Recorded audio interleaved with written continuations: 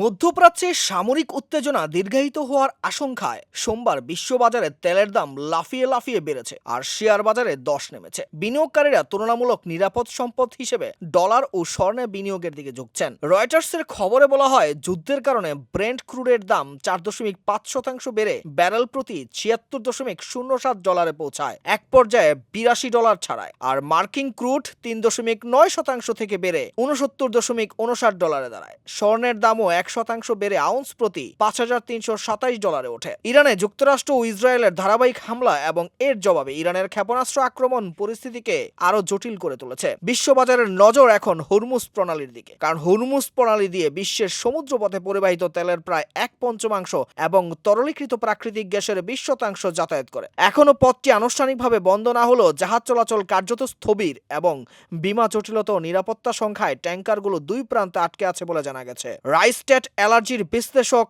George লিওলের মতে, প্রতিদিন প্রায় 15 মিলিয়ন ব্যারেল তেল বাজারে পৌঁছাতে পারছে না। দ্রুত উত্তেজনা কমার ইঙ্গিত না এলে তেলের দাম বড় ধরনের ঊর্ধ্বমুখী পুনর্মূল্যায়ন হতে পারে। তেলের মূল্য বৃদ্ধির প্রভাব পড়েছে শেয়ার বাজারেও। জাপানের নিক্কেই 225 সূচক 1.4% কমেছে, যেখানে এয়ারলাইন্স খাত সবচেয়ে বেশি ক্ষতিগ্রস্ত হয়েছে।